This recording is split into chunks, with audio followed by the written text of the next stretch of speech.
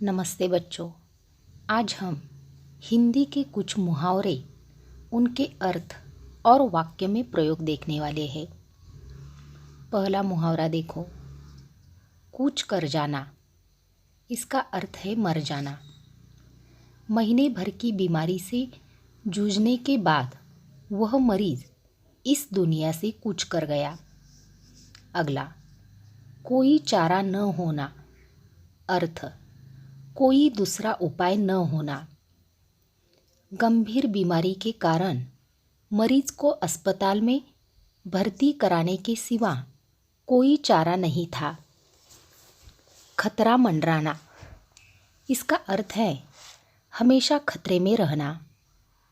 उस जर्जर इमारत में रहने वाले लोगों के सिर पर रात दिन खतरा मंडरा रहा था। खाला का घर होना यानी आराम की जगह होना।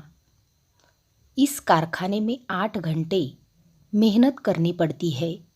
यह कोई खाला का घर नहीं। खाली हाथ लौटना यानी बिना उद्देश्य सिद्ध हुए आना। लंबी हड़ताल के बाद अधिकारियों के साथ हुई बैठक से कर्मचारी खाली हाथ लौटे। खुशी से नाचने लगना यानी बहुत खुश होना। परीक्षा में अच्छे अंकों से पास होने पर बंटी खुशी से नाचने लगा। खैर न होना यानी भलाई न होना। मोहल्ले के बदमाश आदमी से दुश्मनी मोल लेने में खैर नहीं होती। गड़े मुर्दे उखाड़ना यानी ऐसी पुरानी बातों को छेड़ना जिनसे झगड़ा होने की संभावना हो। समझदार लोग भविष्य को सुंदर बनाने के बारे में सोचते हैं। वे गड़े मुर्दे उखाड़ने में अपना समय बर्बाद नहीं करते। गर्द झाड़ना यानी तैयार होना या धूल झाड़ना। नगर पालिका के पिछले चुनाव में बुरी तरह हार जाने के बाद चमनलाल इस बार फिर गर्द झाड़कर चुनाव में खड़े हो गए हैं। गर्दन झुक जाना यानी शर्मिंदा हो जाना। गांव वालों ने सरपंच के भ्रष्टाचार की बात खुलेआम कही तो उसकी गर्दन झुक गई। गला घोट देना यानी बहुत बड़ी हानि करना। धन के अभाव में माँ बाप को अपने बेटे के अरमानों का गला घोट देना पड़ा। गले का हार बनना यानी हर समय साथ रहना। रविंद्र की पत्नी अपंग होने पर भी उसके गले का हार बन गई है। गले मिलना यानी आलिंगन करना। वर्षों पहले बिछड़े 2 भाई मिले तो एक दूसरे से गले मिलकर सिसकने लगे। गले लगाना यानी उत्कट प्यार प्रकट करना। लंबे अरसे के बाद बेटा छात्रावास से लौटा तो माँ ने उसे गले लगा लिया। गुमसुम सा होना यानी चुप और निचेष्ट होना। खोया खोया सा होना। जेल से छूटकर आने के बाद वह गुमसुम सा हो गया है। गुस्सा दबाना यानी गुस्सा प्रकट न करना। मालिक नौकर की हरकत देखकर बहुत खीजे पर उन्होंने अपना गुस्सा दबाना ही ठीक समझा। गोद में चिपट जाना यानी सहारा ढूंढना। माँ जब भी डांटती तब मोहन भागकर दादी की गोद में चिपट जाता। घर भरना यानी कोई चीज़ बड़ी संख्या से मिलना। कपास की फसल आते ही किसान का घर रुई से भर जाता है।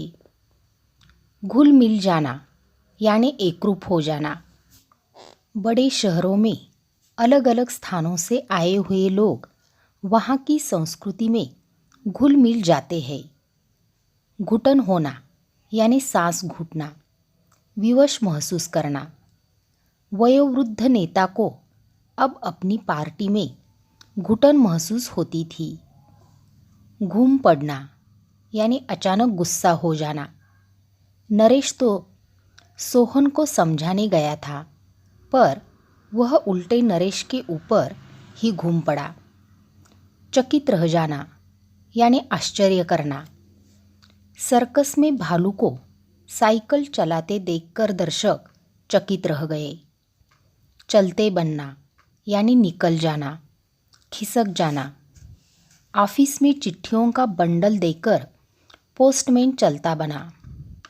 4 चांद लगाना यानी शोभा, सुंदरता या प्रतिष्ठा बढ़ाना।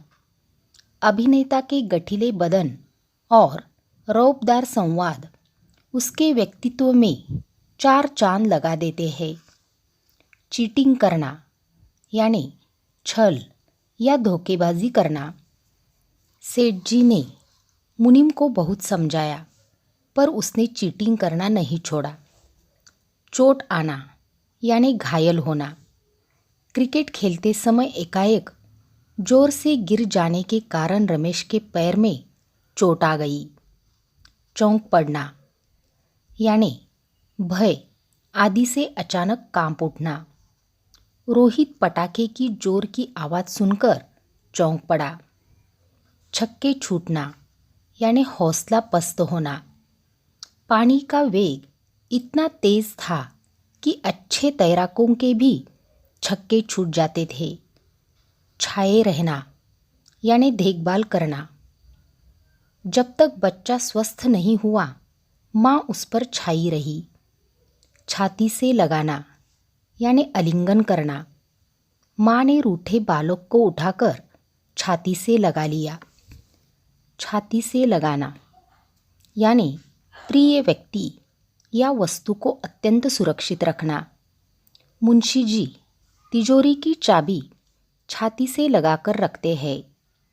जीवन से हाथ धोना यानी जान दे देना। जीवन से हाथ धोने का विचार कमज़ोर व्यक्तियों के मन में ही आता है।